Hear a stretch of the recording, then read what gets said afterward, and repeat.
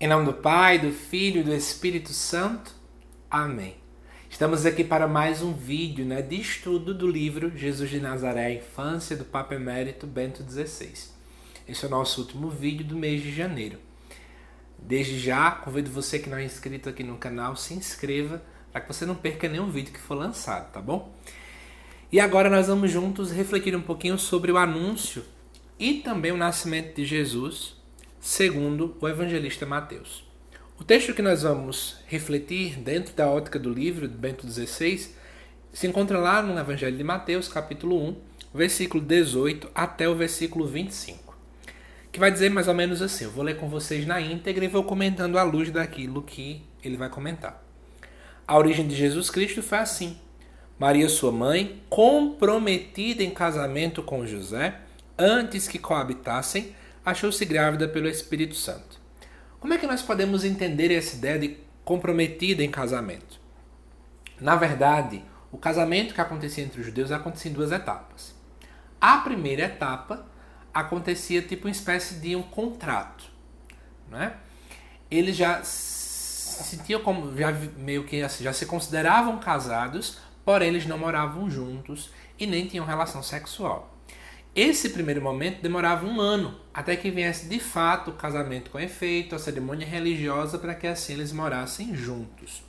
Esse primeiro momento ele refletia muito a questão de conhecimento, as famílias se conhecerem e assim vai. Então Maria estava comprometida com José, ela já era esposa de José, mas não estava nesse segundo momento. Por isso que Mateus coloca antes que coabitassem. Então, Maria se acha grávida pela ação do Espírito Santo. José, seu esposo, sendo justo e não querendo denunciá-la publicamente, resolveu repudiá-la em segredo. Deixa eu explicar. Muita gente não entende por que o evangelista disse que José era justo, se mesmo assim ele queria abandonar Maria. A questão é porque, diante da lei judaica, existiam duas formas quando o esposo achasse que sua mulher estava traindo ele. O que é que ele deveria fazer? Primeiro caso era expor publicamente, diante de um tribunal. Isso era uma vergonha, né? O segundo era escrever uma carta e entregar para ela e, obviamente, também abandoná-la, mas seria algo em segredo. Então, é essa segunda forma que José escolheu. Então, José foi alguém que agiu com misericórdia. É interessante a gente entender, então, a palavra justiça nesse contexto. O fato de José ser justo é porque ele continua obedecendo a lei de Deus. Isso é justiça na Bíblia. Ele obedeceu os mandamentos de Deus, ele obedeceu a lei, ele não fugiu daquilo que as escrituras pontuavam. Porém, ele escolheu, obviamente, a forma de agir com maior misericórdia. E aí continuamos. Versículo 20. Enquanto assim decidia, eis que o anjo do Senhor manifestou-se a ele em sonho, dizendo: José, filho de Davi. É importante aqui Mateus colocar isso, né? Lá no primeiro vídeo dessa parte sobre Bento XVI, eu já expliquei para vocês. É de José que vem a linhagem davídica. E Jesus, segundo as profecias que vinham lá do Antigo Testamento, o Messias viria da linhagem de Davi. Então continua. José, filho de Davi, não temas receber Maria, tua mulher, pois o que nela foi gerado vem do Espírito Santo.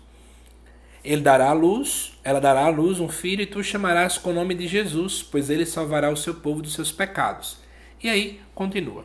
É interessante a gente poder observar que José, ele era alguém sensível ao divino e, portanto, um homem de boa intimidade. Por quê?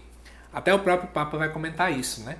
Se nós tivéssemos um sonho normal durante a noite, a gente geralmente não acorda dizendo assim, foi Deus que falou comigo. Mas José foi um homem sensível, um homem aberto à vontade de Deus. Ele foi alguém que soube ouvir a vontade de Deus. Ele foi alguém que tentou escutar o que Deus tinha a dizer. Então, da mesma forma como São José, esse também é o nosso convite. Sermos pessoas sensíveis, atentas aos sinais, atentas à vontade de Deus, para que a gente possa entender aquilo que Deus nos chama, aquilo que Deus nos convoca, aquilo que Deus nos impele. Isso é muito importante. E uma última coisa que eu queria mencionar, diante dessa situação todinha, é que, na perspectiva do povo judeu, eu sei que para nós, né? Nossa, é muito forte, ele vai vir salvar o povo. Infelizmente, o povo judeu não achava tudo isso, né? Porque para eles, o Messias vinha ser uma espécie de um libertador político. Mas, na verdade, Jesus veio nos libertar do pecado. Eis a grande realidade que aconteceu. O povo de Israel nunca se tornou um grande povo, né? Mas o que foi que Cristo veio fazer em primeira instância? Nos libertar do pecado. E o restante vem como consequência dessa situação. E é interessante refletirmos isso. Jesus veio para nos salvar. Por isso que o nome dele é Jesus. Yeshua. Deus salva, né? Deus que está presente a salvar o seu povo. Então, amado irmão, amada irmã, sei que o vídeo de hoje ficou bem curto, né? Mas espero que você tenha gostado. Espero que você tenha refletido um pouco diante de tudo isso. Lembre-se que tudo que estou fazendo aqui é baseado no livro do Papa Emérito Bento XVI. Agora em fevereiro, já no próximo domingo, primeiro domingo de fevereiro, vamos já estudar o nascimento de Jesus dentro do Evangelho de Lucas. Nós vamos ter 2 vídeos que entrem dentro dessa dinâmica, nascimento e os primeiros dias da vida de Jesus, tá bom? Até lá, que Deus abençoe o seu domingo. Deixa aqui seu comentário do que você achou, envie para outras pessoas. Uma santa e abençoada semana. Até mais.